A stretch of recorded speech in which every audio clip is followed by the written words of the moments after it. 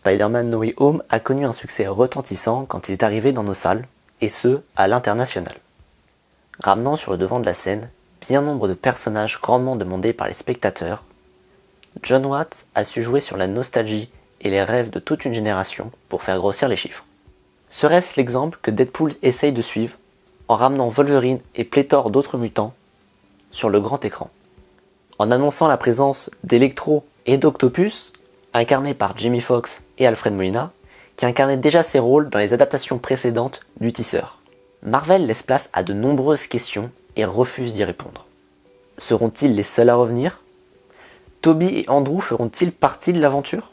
Bon nombre de spéculations ont alors vu le jour chez les fans. Avec le retour de tous les méchants des précédents opus, la première apparition de Ghost Spider pour la première fois en live action, la mort d'un Spider-Man, et j'en passe plein d'autres. Bon nombre de personnages étaient attendus et faisaient rêver.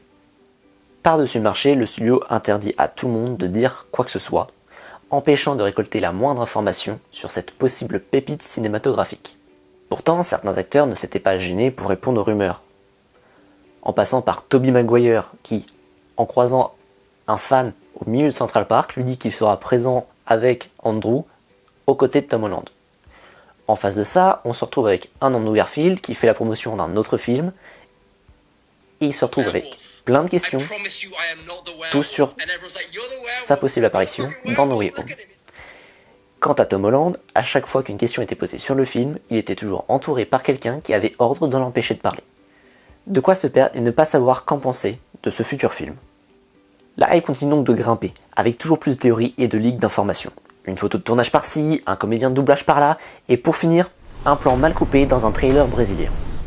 À sa sortie, le film attire donc énormément de monde dans les salles. Tous avec l'intention de découvrir si Marvel avait dit la vérité depuis le début et que Tobey et Andrew n'étaient pas présents dans le film, ou si au contraire leur théorie était vraie.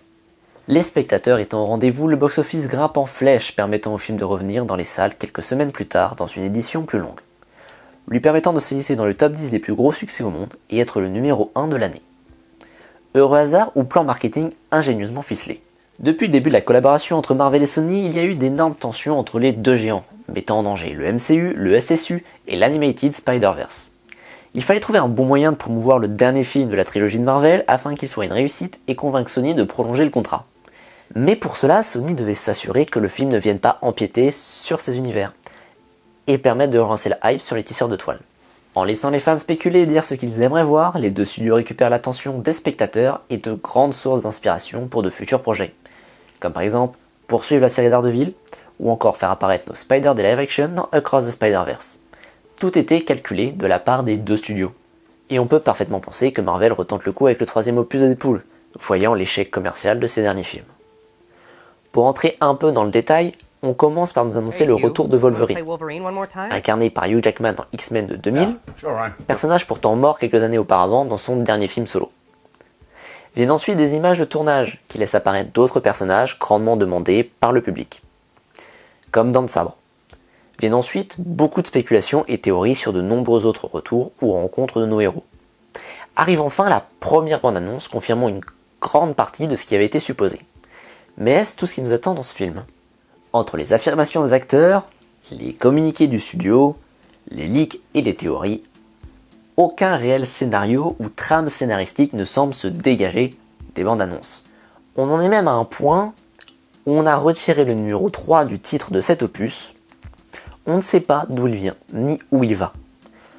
En ne permettant pas aux spectateurs de s'imaginer une histoire fixe ou précise, il laisse place à la curiosité, à l'envie d'en savoir plus. Ne pouvant connaître les réponses à leurs questions, les fans vont obligatoirement être tentés d'aller les chercher dans les salles obscures. Que Marvel ait volontairement ou non utilisé ce procédé avec No Way Home, le réemployer dès à présent sur un film aussi attendu est important. Le cinéma est de nos jours de plus en plus sur la surenchère visuelle. Les trailers parlent d'eux-mêmes.